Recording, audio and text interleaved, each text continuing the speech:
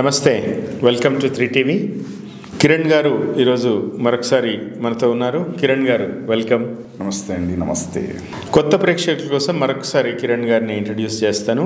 కిరణ్ వారణాసి గారు, ఆయన musician, lyricist, script writer, actor. Sukumar school విద్యార్థి. ఆయన పుష్పలో నటించారు కూడా. కిరణ్ గారు, కరెక్ట్గా చెప్పాను మీ ఇంట్రొడక్షన్, ఇంకేమైనా యాడ్ చేస్తారా? లేదండి, చాలు. అన్నిటికంటే ఎక్కువ ఏంటంటే విపరీతమైన సినిమా ప్రేమికుడు అని చెప్పాలి.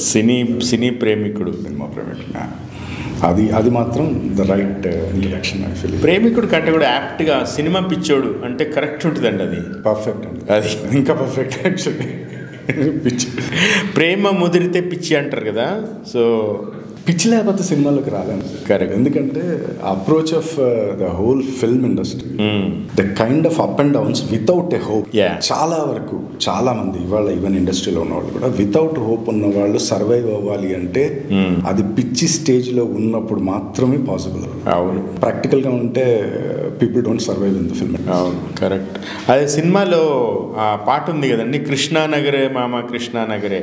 అంటే ఆ కృష్ణానగర్ చుట్టూ, హైదరాబాద్ కృష్ణానగర్ చుట్టూ అసలు ఎంతమంది అంటే హీరోలు, పెద్ద హీరోలు, ఎస్టాబ్లిష్డ్ హీరోలు పక్కన పెట్టండి, కానీ అసలు హైదరాబాద్కి వచ్చి కొత్తగా ఎట్లాగొట్లా ఆ సినిమా అనే దాంట్లోకి దూరిపోదాం అని ఏ క్రాఫ్ట్లో అయినా సరే, ఏ పని అయినా సరే, లైట్ బాయ్ దగ్గర నుంచి అసలు ఏదైనా సరే దాంట్లోకి పోదాం అనుకుంటూ కృష్ణానగర్ చుట్టూ వాళ్ళకి ఎంతమందికి కృష్ణానగరు నీడనివ్వడము, అన్నం పెట్టడము. యూసఫ్ కూడా కృష్ణానగర్ అనేది దాని మీద ఒక పాటనే రావడం అనేది బాగా అనిపిస్తుంది. సార్ రెండు సార్. ఒకటి ఇవాళ అమెరికాలో ఉన్న తెలుగు వాళ్ళకి అమీర్పేట్, ఇండియా అంతా అలుగుపోతున్న సినిమా వాళ్ళకి కృష్ణానగర్. ఈ రెండు, these are the two places fundamentally started producing. Yes brilliant. అక్కడ అంటే ఆ ప్యాషన్ అనేది అండి, ఇప్పుడు ఆల్రెడీ ఒక సక్సెస్ వచ్చి ఒక వాళ్ళ దగ్గర వాళ్ళు మాట్లాడుకునే మాటల్లో there is a lot of technicality, subject ఉంటుంది ఖచ్చితంగా నేర్చుకోవడానికి. కానీ when you go to Krishnanagar, అక్కడ చిన్న చిన్న ఇడ్లీ షాప్స్ దగ్గర నిలబడితే ప్యాషన్ తెలుస్తుంది sir. I actually seen at ఆ ప్యాషన్, ఆ పిచ్చి. పొద్దున 3:30 గంటలకు లేచి 4:30కి రెడీ అయ్యి అక్కడ బస్సు ఎక్కి రామోజీ ఫిలిం సిటీకి వెళ్ళాలండి. 6:30 షూటింగ్ వెళ్ళాలి సార్. ఎన్ని ఉద్యోగాలలో మనం అది యాక్చువల్లీ మీకు ఒకటి చెప్పనండి, ప్రపంచంలో ఏ పని చేసేవాడైనా నాకు సెలవు వస్తే బాగుంటుంది అనుకుంటాడండి. ఒక సినిమా వాడు మాత్రం నాకు ఇవాళ పని దొరికితే బాగుంటుంది అనుకుంటాడు. ఇది సినిమా వాడికి మిగతా జాబుల వాళ్ళకి ఉన్న బిగ్గెస్ట్ డిఫరెన్స్. అవి క్రేజీ, జస్ట్ క్రేజీ. మాట్లాడదాము ఆ విషయం ఇంకా. అయితే first and foremost Pushpa cinema మొత్తం విజయ ఢంకా మోగిస్తూ ఉన్నది.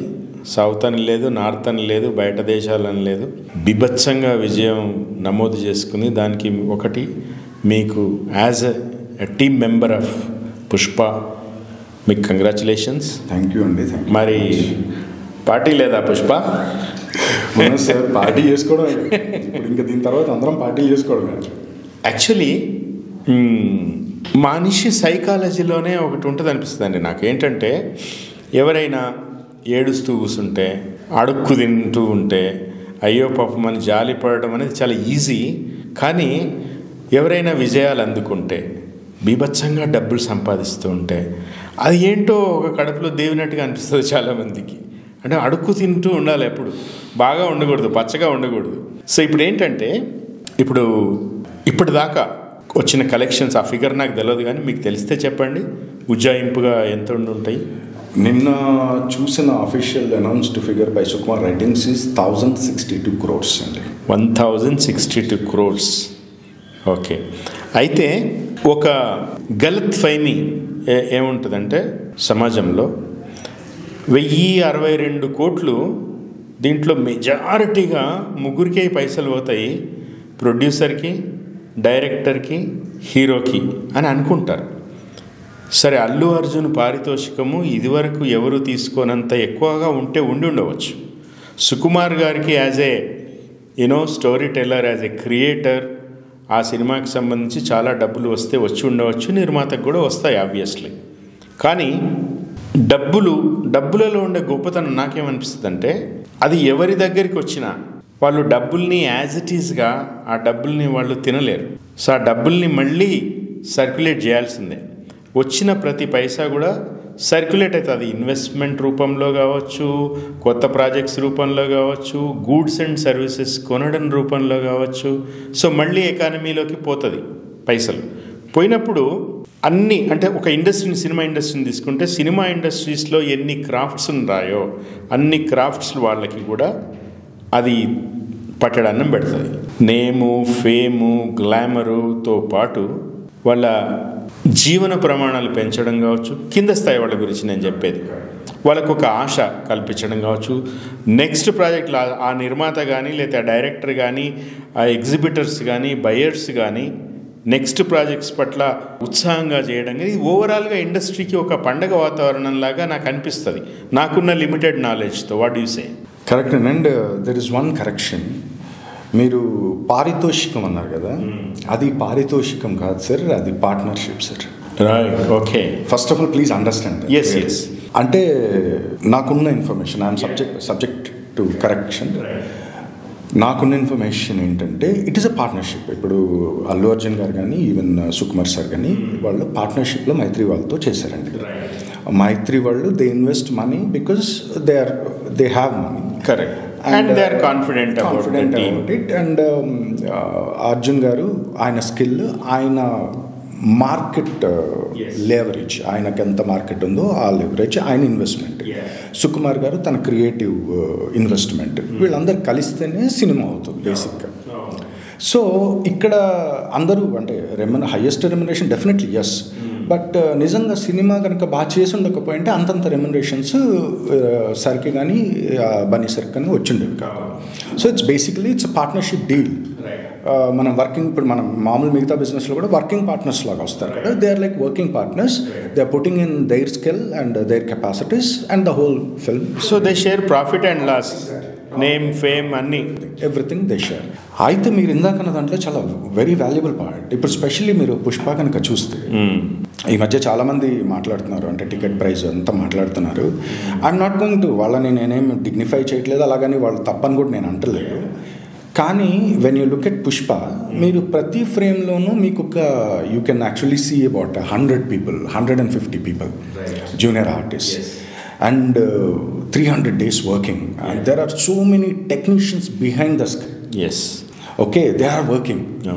ఈ మొత్తం ప్రాసెస్లో ఒక మోస్ట్ అన్సెక్యూర్డ్ ఇన్కమ్ ఉండే ఒక ఫిల్మ్ ఇండస్ట్రీలో it promised a regular income to so many people అండి. For 2 years, 3 years it promised. ఇప్పుడు మంత్లీ ఒకళ్ళు 10 days వర్క్ చేశారనుకోండి ఆ ఆర్టిస్ట్, ఆ నెల గడిచిపోయిందండి వాళ్ళకి. తర్వాత సినిమా ఉన్నా అంటే ఆ 20 days సినిమా ఉన్నా లేకన్నా వాళ్ళకి ఆ నెల గడిచిపోయింది. ఎన్ నెంబర్ ఆఫ్ జూనియర్ ఆర్టిస్టులు అండ్ ఫుడ్, ప్రతి ఒక్కటి మీరు ఏది ఒక్కటని కాదండి. If you look at it, it gave food to so many people. ఇక్కడ when you look at Pushpa, అది ఫర్ ఎనీ మ్యాటర్ ఒక మూవీ గురించి చూసినప్పుడు ఇన్వెస్ట్మెంట్ రిటర్న్ వచ్చినప్పుడే మళ్ళీ ఇలాంటిది ఒకటి జరుగుతుంది. నేను ఇప్పుడు పుష్ప ఎంత వచ్చింది కాబట్టి రేపు పుష్ప 3 ఉండొచ్చు, లేదా అదే మైత్రి వాళ్ళు ఇంకొక సినిమా తీస్తారు, ఇంకో 10 సినిమాలు తీస్తారు. కానీ ఆ సినిమా నడవలేదనుకోండి, ఆ ప్రొడ్యూసర్ వెళ్ళిపోతాడు. He cannot invest in your. And ఎంతమంది ఆకలితో ఉంటారు. ఇక్కడ పోతే ఇక వెన్ ఇట్ కమ్స్ టు ప్రేక్షకులకి it is a choice. It is a choice. మీరు ఫస్ట్ వీక్లో చూస్తారా, సెకండ్ వీక్లో చూస్తారా, థర్డ్ వీక్లో చూస్తారా అనేది చాయిస్. ఇప్పుడు మనకు కూడా 5-star హోటల్ ఉంటుందండి, ఒక బండి ఉంటుంది. ఇవాళ నా దగ్గర డబ్బులు తక్కువ ఉన్నప్పుడు నేను బండి మీద తింటానండి, డబ్బులు ఎక్కువ ఉన్నప్పుడు 5-star హోటల్ తింటాను. అంతేగాని నేను 5-star హోటల్కి వెళ్ళి నాకు బండి రేట్ ఇవ్వలేదని నేను అడగలేను కదండి. That doesn't work. కరెక్ట్. ఎందుకంటే వాళ్ళ ఖర్చులు వాళ్ళకు ఉంటాయి. I can't even say that 5-star hotel వాళ్ళ మెయింటెనెన్స్ వేరే ఉంటుంది, వాళ్ళ స్టాఫ్ సాలరీస్ వేరే ఉంటాయి. సో అట్లాగే ఎవ్రీథింగ్ హ్యాస్ అ వాల్యూ అండి. మీరు అదర్ వే రౌండ్ చూస్తే కూడా పుష్ప అనేది స్పెషల్లీ తెలుగు ఇండస్ట్రీకి బాహుబలి, పుష్ప తర్వాత RRR కానీ లేకపోతే ఈవెన్ కల్కి కానీ ఇలాంటి సినిమాలు దే హ్యావ్ క్రియేటెడ్ ఎంత పెద్ద ఇంటర్నేషనల్ ఫేమ్ క్రియేట్ చేశాయంటే ఇవాళ బాంబే నుంచి ఇన్వెస్ట్మెంట్స్ హైదరాబాద్కి వస్తున్నాయి. అంటే మీరు ఒక సర్కిల్లో చూస్తే ఇట్ ఈస్ కాంట్రిబ్యూటింగ్. ఒకప్పుడు మన తెలుగు ఇండస్ట్రీ గురించి ఏం మాట్లాడేవాళ్ళు అంటే మొత్తం ఇండస్ట్రీ వాల్యూ 1000 కోట్లు లేదు, మన ఇండస్ట్రియలిస్టులకి అది ప్రాబబ్లీ ఒక 1 year ఇన్కమ్ ఏమో అనేవాళ్ళు. ఇండస్ట్రీ వాళ్ళకి ఫేమ్ ఉంటుంది కానీ డబ్బులు ఉండవు అని అంటారు. Now that is changing. Now it is also that even film industry is also started playing a role in the economy in a larger way, in a bigger way. ఇంకా పెరుగుతూ ఉంది బిగ్గర్ వేలో. మనం ఓన్లీ ఈ numbers చూస్తున్నాం. నిజానికి ఇవాళ collect అయిన గ్రాస్ అమౌంట్ అంతా ప్రొడ్యూసర్స్కి వెళ్ళదు, straight away it will never go to that. అంటే ఈవెన్ ఈ నెంబర్లకు సంబంధం లేని ఇంకా బిజినెస్లోనే, అంటే ఒక సైకిల్ స్టాండ్, ఒక కార్ పార్కింగ్, హాస్పిటాలిటీ, సమోసాలు అమ్మేవాళ్ళు, even crockery, cutlery, everything. Even the shops, థియేటర్కి ముందరుండే షాపులు, people come and wait for the movie to over and they eat outside. So ఇలా ప్రతి ఒక్కటి ఒక phenomena. It's like a cycle. It started and it distributes money, it generates money, it distributes money. So నాకు తెలిసి ticket rate అనేది పర్టికులర్గా ఇలాంటి సినిమాలకైతే ఖచ్చితంగా నా దృష్టిలో అంటే వరి అవ్వాల్సిన విషయం కాదండి. ఎందుకంటే చాయిస్ మనకుంది. ఇదే నిత్యావసర వస్తువు అయితే మీరు అన్నట్టు నేను అది లేకుండా బతకలేను, అది 10 రూపాయలది 50 రూపాయలు చేశాను నేను తినలేను అంటానికి కాదండి. ఇది యూ హ్యావ్ ఎ చాయిస్. అలాగని మీరు సినిమాని చూడకూడదు. ఇప్పుడు ఫస్ట్ 1 వీక్ ఒక రేటు, తర్వాత ఒక రేటు. ఇప్పుడు నాకు తెలిసి మన మండే నుంచి 200 రూపీస్ సింగిల్ థియేటర్స్ చేశారు. ఇంకా తగ్గిస్తారని కూడా విన్నాను నేను. 10 days తర్వాత తగ్గిస్తారని విన్నాను. సో ఇట్స్ ఎ చాయిస్ అండి, absolutely. And I don't really believe in that. అయితే నాకు కూడా సరే అది రైటా రాంగా అనే దానికంటే కూడా పెద్ద విషయాలు నాకు కనిపిస్తాయి. వాటి మీద ఎక్కువ ఫోకస్ చేద్దామని నేను అనుకుంటున్నా. ఇప్పుడు అమెరికాకి ఒబామా ప్రెసిడెంట్ అయినప్పుడు యాక్చువల్గా వాళ్ళ ఎకానమీ డోల్డ్రమ్స్లో ఉండింది. అప్పుడు ఏం చేశారంటే ఒబామా ఇన్ఫ్రాస్ట్రక్చర్కి విపరీతంగా ఉన్న డబ్బుల్లోంచి ఇన్ఫ్రాస్ట్రక్చర్కి పంప్ చేశాడు. నాకు గుర్తున్నంత వరకు వాళ్ళు పాతబడ్డ స్కూలు భవనాలని రినోవేషన్ దగ్గర నుంచి హైవేలు, కొత్తగా బ్రిడ్జిలు కట్టడాలు, కన్స్ట్రక్షన్స్కి సంబంధించి విపరీతంగా ఫోకస్ పెట్టాడు ఒబామా. అప్పుడేమవుతుంది, మీకు ఇసుకకి, సిమెంట్కి, స్టీల్కి, లేబర్కి గిరాకీ పెరుగుతుంది. అవి ప్రొడ్యూస్ చేయాల్సి వస్తుంది. ప్రొడ్యూస్ చేయాలి కాబట్టి ఎంప్లాయ్మెంట్ దొరుకుతుంది. ఎంప్లాయ్మెంట్ వచ్చిన వాడికి వాడి కొనుగోలు శక్తి పెరుగుతుంది. ఆ కొనుగోలు శక్తి పెరగడం వల్ల సరుకులకు డిమాండ్ ఏర్పడుతుంది, సరుకుల ఉత్పత్తి, ఈ డబ్బులన్నీ ఎకానమీలోకి వస్తాయి. సో ట్రికిల్ డౌన్ ఎఫెక్ట్ అంటారు. ఆ ట్రికిల్ డౌన్ ఎఫెక్ట్ కోసము పంప్ చేయడం డబ్బులు అనేది చాలా ఇంపార్టెంట్. ఎక్కడైనా ఏ పాలసీ మేకర్స్ ఎక్కడైనా ప్రపంచంలో ఏ దేశం వాళ్ళైనా సరే ఇన్ఫ్రాస్ట్రక్చర్ మీద కానీ మ్యానుఫ్యాక్చరింగ్ మీద, ఇండస్ట్రీ మీద బేసికలీ పెట్టిన ఇన్వెస్ట్మెంట్ అనేది అది ఖచ్చితంగా అది ఎకానమీకి తోడ్పడుతుంది అనేది it's a proven fact. So సినిమాలకు సంబంధించి కూడా ఇంతకుముందు మనం మాట్లాడుకున్నట్టుగా ప్రొడ్యూసర్లు పెట్టిన ప్రతి పైసా వాళ్ళు ఖర్చు పెట్టేటప్పుడు మనం పెట్టే ప్రతి పైసా, మనకు వచ్చే ప్రతి పైసా, ఈ రెండు కూడా రూపాయి రాక రూపాయి పోక కూడా చాలా యాక్టివిటీ జనరేట్ చేస్తుంది. ఆల్రెడీ మీరు మాట్లాడి ఉన్నారు ఎంతమందికి అది లైవ్లీహుడ్ కల్పిస్తుంది అనేది చాలా ముఖ్యం. నాకు ఎవరైనా సరే అన్యాయంగా, అక్రమంగా వేల కోట్లు, లక్షలాది కోట్ల రూపాయలు పోగేసుకున్నారు అని అన్నప్పుడు నాకు అది దాంట్లో ఉండే కరప్షన్ పాయింట్ ఒకటి అయితే, నాకు చాలా మంచిగా అనిపించే విషయం ఏంటంటే ఈ డబ్బులు అనేది ఎట్లాంటిదంటే అది ఎవరు తమతో పాటు తీసుకుపోలేరు. They can't carry. చనిపోయినప్పుడు కీర్తిని తీసుకుపోతారు లేదా అపకీర్తిని తీసుకుపోతారు, కానీ సిరిని తీసుకుపోరు, లక్ష్మిని తీసుకుపోరు, ఇక్కడే వదిలేస్తారు. అది వాళ్ళ బాగా సంపాదించిన ఒక రాజకీయ నాయకుడు కావచ్చు, లేదా ఒక ఫిల్మ్ మేకర్ కావచ్చు. సపోజ్ రాజకీయ నాయకుడు, ఫిల్మ్ మేకర్ చెడ్డవాడు అనుకుందాం, పరమ చెడ్డవాడు అనుకుందాం, బోల్డ్ అని డబ్బులు సంపాదించుకున్నాడు, చనిపోయాడు. ఆ డబ్బులు తీసుకుపోలేడు, ఇక్కడే ఉంటాయి. సో వాళ్ళ పిల్లలు ఉంటారు. వాళ్ళ పిల్లలు ఈ డబ్బులు దాన ధర్మాలకు ఖర్చు పెట్టచ్చు, లేదా తాగి తందనాలు ఆడచ్చు. ఏం చేసినా ఎకానమీలోకి పోతుంది, పైసా ఎకానమీలోకి పోతుంది. అండ్ ఏం చేసినా కూడా ట్యాక్స్లోకి వెళ్తుంది. ఏం చేసినా ట్యాక్స్లోకి వెళ్తుంది. ఈ గవర్నమెంట్స్ ఈ వచ్చిన ట్యాక్స్ రెవెన్యూ, గవర్నమెంట్ ఎక్స్చెకర్కి వచ్చే డబ్బులు మళ్ళీ వెల్ఫేర్కి, డెవలప్మెంట్కి ఎట్లా ఖర్చు పెడుతున్నాయి, వాళ్ళ ప్రయారిటీ లేనిదనేది అది వేరే చర్చ. అయితే డబ్బు జనరేషను యాక్చువల్గా వెరీ ఇంట్రెస్టింగ్లీ ఈరోజే నేను పొద్దున మీడియాలో చూసాను, ఈరోజు పేపర్లలో చూసాను. సద్గురు జగ్గి వాసుదేవ్ ఒక స్టేట్మెంట్ ఇచ్చాడు. భారతదేశము బలీయమైన ఎకనామిక్ శక్తిగా ఎదగాలంటే పెట్టుబడులు రావాలి, ఇండస్ట్రీ రావాలి అంటూ మాట్లాడుతూ ఆయన అదాని గురించి మాట్లాడాడు. అదాని నేను ఈ పార్లమెంట్లో విపక్షాలు ఇట్లా టార్గెట్ చేయడం కరెక్ట్ కాదు అన్నాడు. సరే, అదాని విషయంలో రైటు రాంగు, సద్గురు మాటలు రైటు రాంగ్ అనేది పక్కన పెట్టేస్తే, ఈ దేశం అభివృద్ధి చెందాలంటే, ఈ దేశ ప్రజలు సుఖశాంతులతో ఉండాలంటే, సంతోషంగా ఉండాలంటే డబ్బు ఉండాలి. ప్రధానంగా డబ్బు ఉండాలి. డబ్బు అంటే కరెన్సీనే కాదు కదా. డబ్బు అంటే కడుపు నిండా తినే పరిస్థితి, డబ్బు అంటే ఆత్మగౌరవంతో బతికే పరిస్థితి, డబ్బు అని అంటే భవిష్యత్తు భరోసాగా ఉంటుందని తాము భరోసా పడుతూ పిల్లలకు భరోసా పట్ల నిశ్చింతగా ఉండగలిగే పరిస్థితి. సో ఆర్థికంగా ఒక స్వావలంబన సాధించడం అనేది డబ్బుతోనే సాధ్యం. సో కాబట్టి డబ్బుని అది ఈవిల్గా చూడడము, లేదా డబ్బు సంపాదించే వాళ్ళని ఈవిల్గా చూడడము మానేస్తే, వాళ్ళు ఎంత ఈవిల్ అయినా కూడా గొప్ప విషయం అందులో ఏంటంటే వాళ్ళు తీసుకుపోలేరు దాన్ని. అది నాకు చాలా రిలీఫ్ అనిపిస్తుంది.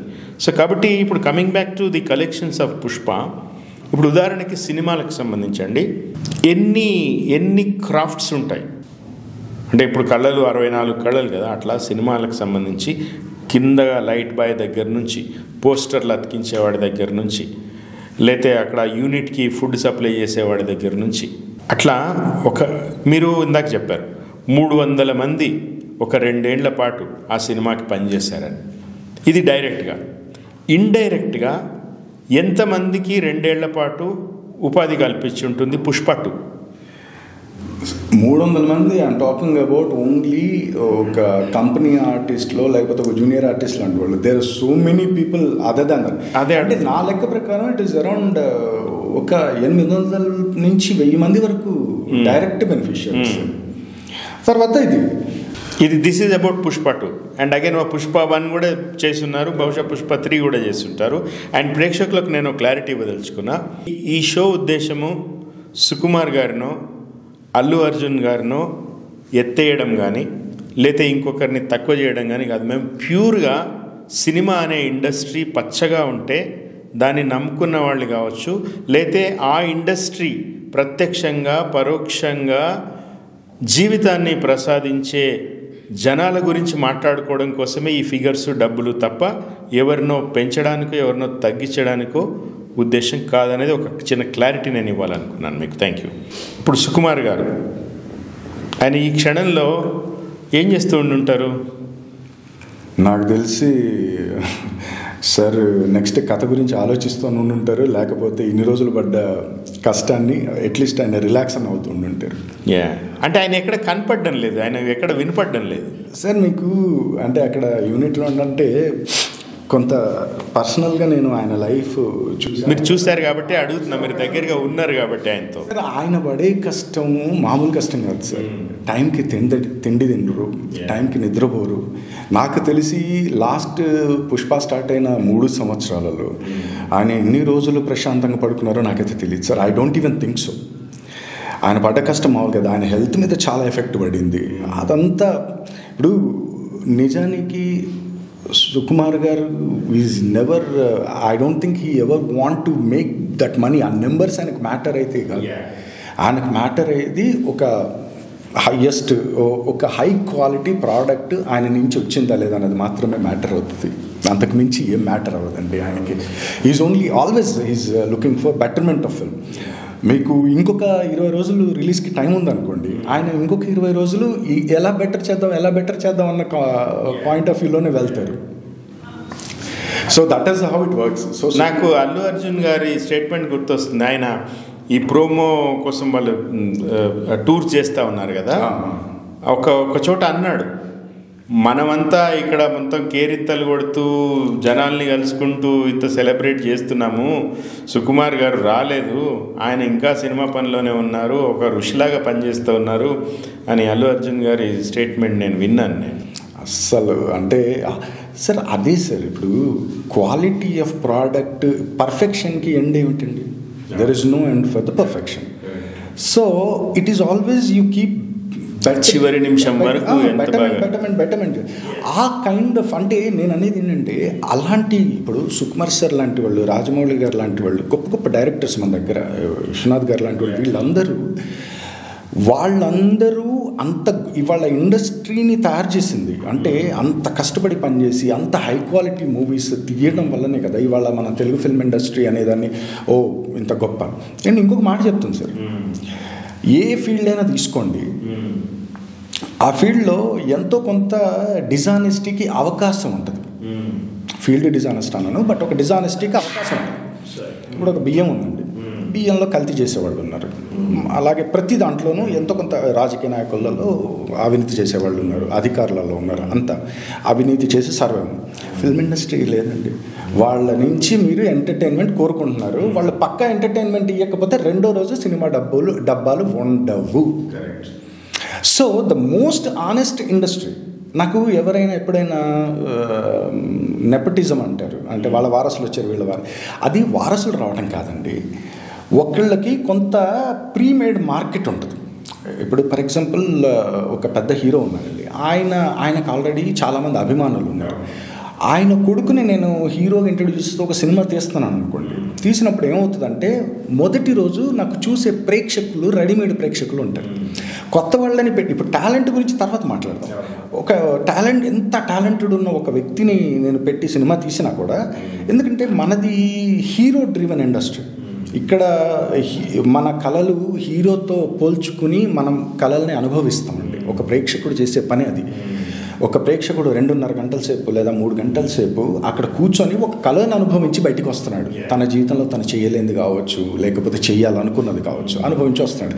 అందుకని మనం ఏంటంటే దాని టెక్నికాలిటీస్ డిస్కస్ చేయడానికి సామాన్య ప్రేక్షకుడికి అవసరం లేదండి. ఇప్పుడు మనలాంటి వాళ్ళు కూర్చొని దాని టెక్నికాలిటీస్ డిస్కస్ చేయొచ్చు, కానీ సామాన్య ప్రేక్షకుడికి అక్కడ వెళ్ళాడు ఒక హీరోని తనతో పాటు కనెక్ట్ చేసుకోవడానికి ఎంత లాజికల్గా కరెక్ట్గా ఉన్నాడు. ఇప్పుడు పుష్ప సినిమాలో, అంటే దాని గురించి మాట్లాడుతున్నాడు చెప్తున్నాను, బన్నీ సార్ ఉన్నారు. బన్నీ గారి క్యారెక్టర్, పుష్ప క్యారెక్టర్ మీరు పుష్ప 1లో మొదటి సీన్లో చూస్తే ఒక చినిగిన లుంగి లాంటిది వేసుకొని ఒకటి వేసుకొని చొక్కా బీడీ గాలుస్తూ ఆయన వాష్రూమ్కి వెళ్ళే సీన్ ఒకటి ఉంటుంది. అది ప్రపంచంలో ఎంతమంది కనెక్ట్ అవ్వచ్చు, అంటే స్పెషల్ ఇండియాలో ఎంతమంది కనెక్ట్ అవుతాం మనం, చూడగానే మనకు తెలిసిపోతుంది కదా, yes this is my character, now you see your victory through that hero. So అందుకని ఇది హీరో డ్రివెన్ మార్కెట్ అండి. సో నేను ఒక కొత్త వ్యక్తిని ఇంట్రడ్యూస్ చేస్తున్నప్పుడు, నేను 10 కోట్లో 20 కోట్లో 5 కోట్లో ఎంతో సినిమా సైజుని పెట్టి నేను ఒక వ్యక్తిని ఇంట్రడ్యూస్ చేస్తున్నప్పుడు, నేను బిజినెస్ కదా చేస్తున్నాను, నాకు మొదటి రోజు ప్రేక్షకులు వచ్చి అతను చూడాలని కోరుకుంటారు. ఆ అవకాశం నాకు ఎక్కడ ఉంటుంది, ఒక హీరో కొడుకును ఒక ఆల్రెడీ తెలిసిన వ్యక్తినో చేసినప్పుడు వాళ్ళకు ఒక ప్రీమేడ్ మార్కెట్ ఉంటుంది. ఆ మార్కెట్ వల్ల అతని సినిమా చూడటానికి ఓపెనింగ్ జనాలు వస్తారు కాబట్టి వాళ్ళని పెట్టి సినిమాలు తీస్తారు. కానీ ఆ సినిమా బాగాలేకపోయినా, ఆ సినిమా పోయినా మళ్ళీ ఎవరు వాళ్ళని చూడరు. మీరు ఎంత ఆనెస్ట్ అంటే, ఇవాళ ఒక మినిస్టర్ కొడుకు, సారీ టు సే దిస్, ఒక పొలిటీషియన్ కొడుకు తన కొడుకుని పాలిటిక్స్లోకి తీసుకురావచ్చు. అతను పర్ఫామ్ చేయకపోయినా తను గాడ్ చేయొచ్చు, అతనికి ఏదైనా పదవి ఇప్పించవచ్చు, కొంతకాలం తర్వాత అతను నేర్చుకునేంతవరకు అక్కడ ఉంచవచ్చు. కానీ ఒక సినిమా ఆర్టిస్ట్కి అంత అవకాశం లేదండి. ఒక మీ ఫ్లోకి అడ్డొచ్చాను, 2 విషయాలు చెప్పారు మీరు, దాన్ని ఇంకొంచెం I would like to add. ఏ ఫీల్డ్ అయినా, సినిమా ఫీల్డ్ అయినా, రాజకీయాలైనా, ఇండస్ట్రీ అయినా, మీడియా అయినా, ఏ ఫీల్డ్ అయినా కూడా ప్రతిభ అనేది చాలా ముఖ్యం. ఇప్పుడు మీరు ఇందాక చెప్పినట్టుగా ఒక హీరో కొడుకుకి ఎంట్రీ కార్డు ఒక డిఫాల్ట్ ఆల్రెడీ సెటప్ ఉంటుంది, దొరుకుతుంది బయట వాళ్ళతో పోలిస్తే. అట్లాగే ఒక రాజకీయ నాయకుడి కొడుకు కూడా ఆ ఎంట్రీ కార్డు అది ఉంటుంది. కానీ పేర్లు మనం చెప్పకపోయినా ప్రేక్షకులకు అర్థమవుతుంది. హీరోల కొడుకులు వచ్చి చేయలేక సినిమాలు ఫెయిల్ అయినాయి. పెద్ద హీరోల కొడుకులు కానీ పెద్ద బ్యానర్లు ఉన్నవి కూడా సక్సెస్ కాల. ఇప్పుడు చిరంజీవి గారు హీ కేమ్ ఫ్రమ్ నోవేర్ కదా, ఆయన ఆ రోజు హేమిల్ని తట్టుకుని నిలబడ్డారు కదా. ఇప్పుడు ఒరిజినల్గా మీరు చూసుకుంటే ఎన్టీ రామారావు, అక్కినేని నాగేశ్వరరావు లాంటి స్టాల్ వార్డ్స్లో వాళ్ళ ముందుకి దూసుకొచ్చి వాళ్ళతో సమానంగా కొండకొచ్చో వాళ్ళతో కొంచెం ఎక్సీడ్ అయ్యి పర్ఫామ్ చేసిన కృష్ణ గారు లాంటి ఎగ్జాంపుల్స్ ఉన్నాయి కదా. ఆయన ఎవ్రీథింగ్ ఫస్ట్ చేసింది కృష్ణ అనేది ఈరోజు చెప్పుకుంటారు కదా. ఒక 70mm కావచ్చు, ఒక స్కోప్ కావచ్చు, ఎన్నో భాషల్లో తీసిన సినిమాలు కావచ్చు. సో ఈవెన్ పాలిటిక్స్లో కూడా మీరు చాలామంది మీకు ఉదాహరణలు తడతాయి. ముఖ్యమంత్రుల కొడుకు, ప్రధానమంత్రుల కొడుకులు, పిల్లలు వచ్చి నిలదొక్కోలేక వాళ్ళు సమసిపోయిన ఉదాహరణలు ఎన్నో ఉంటాయి. సో కాబట్టి ఏంటంటే అది పూర్తిగా టాలెంట్ అఫ్కోర్స్ అవకాశాలు రావడం ఇప్పుడు బాలసుబ్రహ్మణ్యం గారు ఉన్నారు. ఆయన ఎంత ఎంత కష్టపడి ఆ స్థాయికి వచ్చి ఉంటారు. పాలిటిక్స్లో కూడా మీకు ఒక 2 ఉదాహరణలు చెప్తాను నేను. Mahatma Gandhi after so many decades of experience, Babasaheb Ambedkar కూడా అన్నేళ్ల వాళ్ళ అనుభవం తర్వాత కూడా చివరి రోజు వరకు నెక్స్ట్ డే వాళ్ళ ఒక పబ్లిక్ మీటింగ్ ఉందనుకుంటే వాళ్ళు స్పీచ్ రాసుకుని ప్రిపేర్ అయ్యి హోంవర్క్ చేసేవాళ్ళు. అండ్ బాలసుబ్రహ్మణ్యం గారు మ్యూజిక్ కన్సర్ట్ చివరి రోజుల్లో కూడా మ్యూజిక్ కన్సర్ట్ ఉందంటే ముందు 2 రోజులు 3 రోజులు రిహార్సల్ చేస్తుండేవాడు.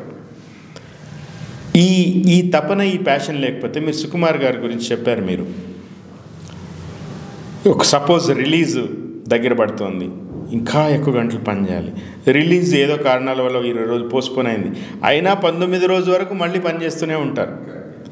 సో ఆ తపన, మన ప్రోడక్ట్ బాగుండాలి. ఆ ప్రోడక్టు సినిమా కావచ్చు, ఒక స్పీచ్ కావచ్చు. మనము ఈ మధ్యనే చనిపోయిన రతన్ టాటా గురించి మన దేశమంతా ప్రపంచవ్యాప్తంగా కూడా గొప్పగా మాట్లాడినాం. ఎందుకంటే ఆయన ఒక మానవత్వం ఉన్న ఒక ఇండస్ట్రియలిస్టు అనేది, చాలా ఎథికల్గా ఆయన చేస్తున్నారు అనేది. సో ఖచ్చితంగా సమాజము, కిరణ్ గారు, ఎన్ని విమర్శలైనా ఉండొచ్చు, ప్రత్యర్థులు ఎన్ని విమర్శలైనా చేయొచ్చు, గిట్టని వాళ్ళు ఎన్ని విమర్శలు చేయొచ్చు, అన్నిటికంటే ప్రమాదం సంబంధం లేని వాళ్ళు ఊసుపోక విమర్శలు పెట్టొచ్చు. కానీ ప్రతిభని ఎవరు ఆపలేరు. ఎక్కడున్నా మట్టిలో ఉండే మాణిక్యాలను కూడా ఎవరు ఆపలేరు. ఈరోజు మనం ఈ పేపర్లో చూసినాం, 18 ఏళ్ల కుర్రవాడు ఈరోజు ప్రపంచ చెస్ ఛాంపియన్. ఎట్లా సాధ్యమవుతుంది? సో ఆ ప్రతిభ అనేది ఉండడం వల్ల సాధ్యమవుతుంది. సో కాబట్టి ఆ విమర్శలు అనేది పక్కన పెట్టేసేస్తే, పుష్ప సినిమాకి సంబంధించిన సక్సెస్, ఆ cinema in making of Pushpa, ఆ తీసే టైంలో ఒక సృష్టికర్త అంటే సుకుమార్ గారు, ఆయన తినే తిండి కానీ, ఆయన ఆలోచన విధానం కానీ, ఆయన బాడీ లాంగ్వేజ్ కానీ, అంటే మోర్ పర్సనల్ డీటెయిల్స్ ఆయనకు సంబంధించి ఏమన్నా మీరు షేర్ చేసుకోగలరా? సార్ గురించి చెప్పాలంటే చాలా ఇంటర్వ్యూలలో చాలామందిని ఎవరి గురించి అయితే మాట్లాడతామో వాళ్ళని ఆకాశానికి ఎత్తేయడానికి బోల్డని విశేషణాలు వాడుతూ ఉంటారు. కానీ 3TVలో అట్లా ఉండదు. వాస్తవాలు మాట్లాడుకోవడం కోసమే చెప్తుంటాము. సుకుమార్ గారి అలవాట్లు ఎందుకు అంటే, అట్లాంటి ఒక మనిషి, ఒక తపన ఉన్న మనిషి. ఆయన మామూలుగా ఏం ఆలోచిస్తాడు, ఏం తింటాడు, ప్రేక్షకులకి మీకు కూడా ఒకటి గుర్తు చేస్తాను నేను. నాన్నకు ప్రేమతో సినిమా ఉంది కదా, నాన్నకు ప్రేమతో సినిమాలో జూనియర్ ఎన్టీఆర్ కదా హీరో, విలన్ జగపతి బాబు. ఆ ఒక మైటీ విలన్ని ఎదుర్కోవాలి అంటే ఆయన ఎన్ని గంటలకు లేస్తాడు, ఏం తింటాడు? జగత్ బాబు బ్రొకోలీ తింటాడు బౌల్లో పెట్టుకుని, సో హీరో కూడా బ్రొకోలీ తింటాడు. అంటే ఎందుకు మనం ఈ అలవాట్లు తెలుసుకోవాలంటే, నేను కూడా ఇప్పుడు కేసీఆర్ కానీ చంద్రబాబు నాయుడు కానీ ఏం ఆలోచిస్తారు? అసలు నేను ఏదైనా ఒక సంక్షోభ పరిస్థితులు ఉంటే కృష్ణుడు అయితే దీన్ని ఎట్లా డీల్ చేసి ఉండేవాడు అని ఆలోచిస్తుంటాను నేను. ఒక పొలిటికల్ సిచ్యుయేషన్ వచ్చింది, ఇదే సిచ్యుయేషన్ని మామూలుగా మిమిక్రీ ఆర్టిస్టులు చెప్తుంటారు. ఒక సీన్ తీసుకుని దీన్ని ఎన్టీ రామారావు అయితే ఎట్లా మాట్లాడతాడు, నాగేశ్వరరావు ఎట్లా మాట్లాడతాడు అని, కృష్ణ ఎట్లా మాట్లాడతాడు అనుకరిస్తారు కదా. ఒక పొలిటికల్ సిచ్యుయేషన్లో చంద్రబాబు నాయుడు గారు ఎట్లా ఆలోచిస్తారు, కేసీఆర్ గారు ఎట్లా ఆలోచిస్తారు, ఒక జగన్ గారు ఎట్లా ఆలోచిస్తారు అనేది నేను ఆలోచిస్తాను. సో కాబట్టి ప్రేక్షకులకు కూడా సుకుమార్ గారు ఏం ఆలోచిస్తారు అనేది ఒక అకాడమిక్ ఇంట్రెస్ట్తో మాత్రం చెప్పాలని అనిపించి అడుగుతున్నాను మిమ్మల్ని. ఫస్ట్ సుకుమార్ గారి గురించి నేను అబ్జర్వ్ చేసిన అంటానికి కూడా నేను విపరీతంగా ఇన్ఫ్లుయెన్స్ అయిన కొన్ని విషయాలు ఉన్నాయి. ఫస్ట్ థింగ్, మీరు అబ్జర్వ్ చేస్తే మీరు ఒక చిన్న కాంట్రిబ్యూషన్ చేసిన దానికి ఆయన మీకు క్రెడిట్ ఇస్తారు. ఇవాళ స్టేజ్ మీదకి ఎవరెవరైతే కష్టపడ్డారో, ఎవరెవరైతే కాంట్రిబ్యూట్ చేస్తారో ప్రతి ఒక్కరి పేరు సార్ తన నోటితో చెప్తారు. మీరు టైటిల్స్లో చూస్తే ప్రతి ఒక్కళ్ళ పేరు ఉంటుంది. చిన్న కాంట్రిబ్యూషన్, పెద్ద కాంట్రిబ్యూషన్. ఆయన ఏది కూడా నాది ఇది అని ఏ రోజు చెప్పరు. టీం వర్క్ ప్రతి ఒక్క కాంట్రిబ్యూషన్ చెప్తారు. అంత ఆనెస్ట్గా చెప్తారు. That is one thing that makes you secured. అంటే ఇప్పుడు అలాంటి ఒక వ్యక్తి దగ్గరికి వెళ్ళి మనం ఏ పని చేయాలని ఎంత సెక్యూర్డ్ ఫీలింగ్ ఉంటుంది. నేను నిజంగా ఒక క్వాలిటీ వర్క్ చేస్తే ఆ వర్క్ ఆయన నోటి నుంచి బయటికి వస్తుంది అనే నమ్మకం. ఏది ఎవరు అక్కడ అంటే ఆయన అదొకటే కాదండి, ఒక జనరేషన్ ఆఫ్ డైరెక్టర్స్ని అలా తయారు చేశారు ఆయన. ఒక జనరేషన్ ఆఫ్ డైరెక్టర్స్ని తయారు చేశారు. ద పర్సన్ ఐ వర్క్ క్లోజ్గా నేను వర్క్ చేసే ఒక డైరెక్టరు సుకుమార్ గారి శిష్యుడు. ఆయన కూడా సుకుమార్ గారి లాగే బిహేవ్ చేస్తారు. Exactly. And they are building the personalities అండి. అక్కడ not only film making, they are building the personalities. And I have seen one school, అంటే నేను 100 స్కూల్స్లలో నేను వెళ్ళి ఎవరి దగ్గర చూడలేదు, కానీ ఒక స్కూల్లో అయితే 100% చెప్పగలను. ఏంటంటే they try to teach you, నేర్పుతారు. When I started working as a writer with Sukumar garu శిష్యుడు సూర్యప్రతాప్ గారి దగ్గర నేను రైటర్గా స్టార్ట్ చేసినప్పుడు 3 years బ్యాక్, నాకు క్రియేటివిటీ ఉండొచ్చు, కథలు ఉండొచ్చు నా దగ్గర, కానీ 3 years నేను వర్క్ చేసిన తర్వాత ఒక సినిమాని ఎలా చూడాలి అనేది what I have learned is phenomenal అండి.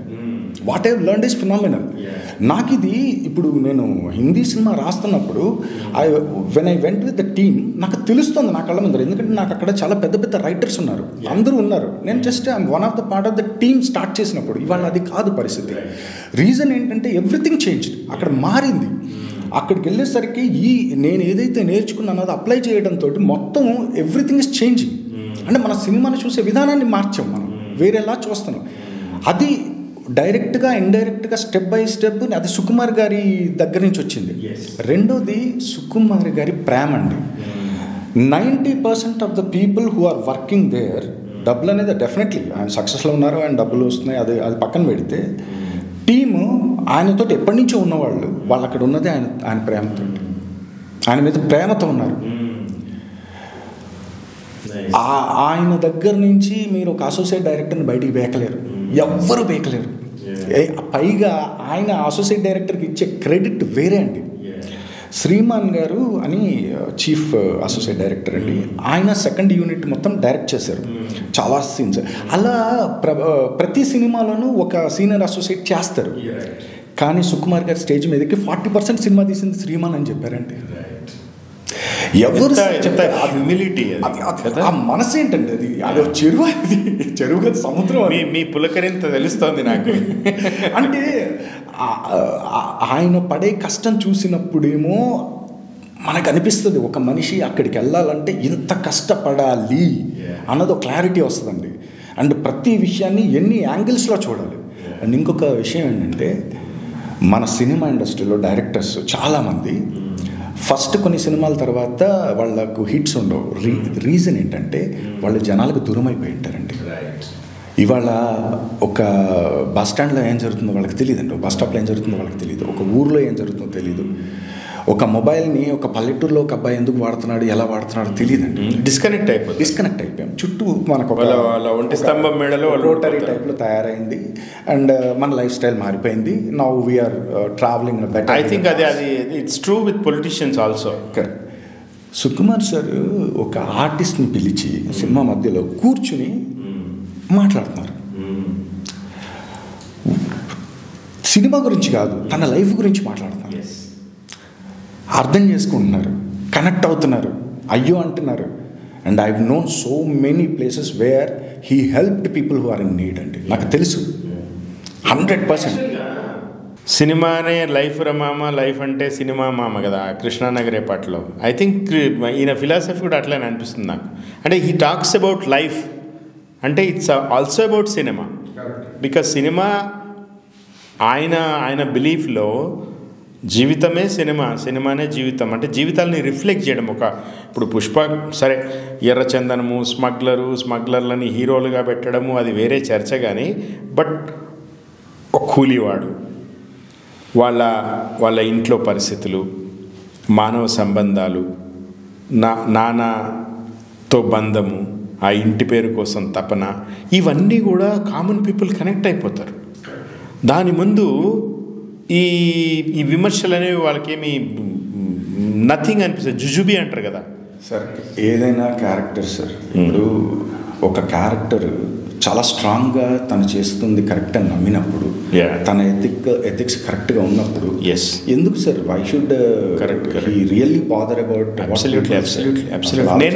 నేను అదే చెప్తా కిరణ్ గారు, ఏ ఫీల్డ్ అయినా కూడా ఎవరైనా కూడా తాము నమ్మిన లక్ష్యం కోసము సిన్సియర్గా సీరియస్గా పనిచేస్తే జనాలు గుర్తిస్తారు, గౌరవిస్తారు. అయితే ఫైనల్గా నేను అడిగిన ప్రశ్నలకి అన్నిటికీ మీరు తడుముకోకుండా చెప్పారు. నేను అడగని ప్రశ్నలకి ఏమైనా చెప్పాలని అనుకుంటే చెప్పండి. అడగని ప్రశ్నలకి సమాధానం చెప్పాలి అంటే మీరు అడగలేకపోతున్నారు కాబట్టి నేను చెప్పలేనండి. ఏముండదండి, అంటే చాలామందికి సినిమా వాళ్ళ లైఫ్ చాలా మిస్టరీగా ఉంటుందండి. ఒకటేమో ప్రొఫెషనల్గా ఎవరు వాళ్ళ పిల్లల్ని ఎంకరేజ్ చేయరు, నువ్వు సినిమాకి వెళ్ళరా అని, ఎందుకంటే దాంట్లో కష్టాలు తెలుసు. కానీ పక్కన వాడితో మాట్లాడేటప్పుడు మాత్రం సినిమా వాళ్ళందరూ majority of the people characterless అన్నట్టు మాట్లాడతారు.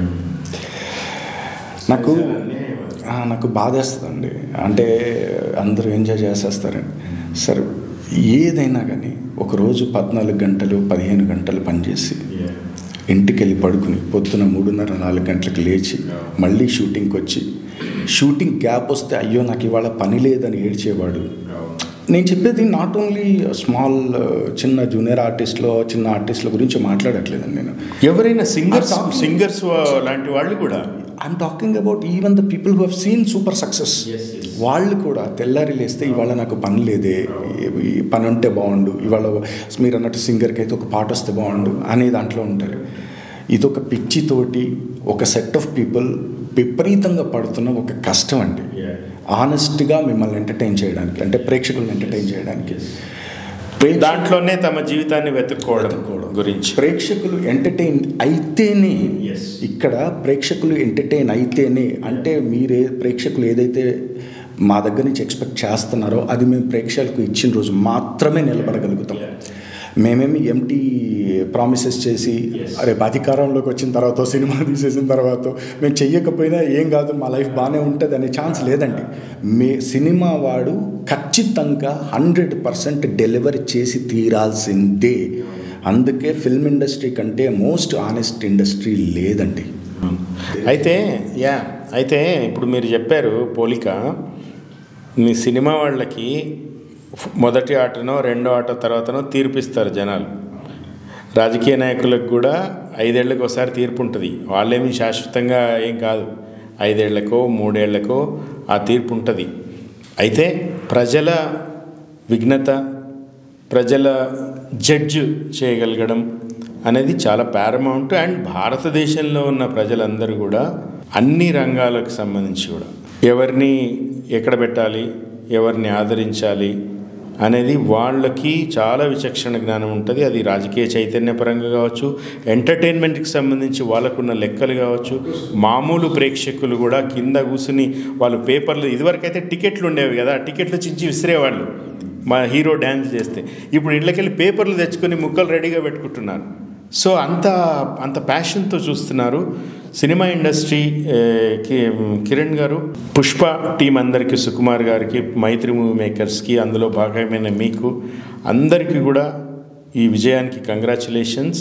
ఇట్లాగే మీరు అందరూ కూడా గొప్ప గొప్ప సినిమాలు తీయాలి. అది ఒక హీరో కోసమో ఒక డైరెక్టర్ కోసమో కాదు, ఇండస్ట్రీ కోసం తీయాలి, దాన్ని నమ్ముకున్న వాళ్ళ కోసం తీయాలి, ప్రేక్షకుల్ని రంజింపజేయాలి అండ్ నమ్ముకున్న వాళ్ళకి జీవితం ప్రసాదించాలని కోరుకుంటూ thank you. Keep watching 3TV. Thank you very much.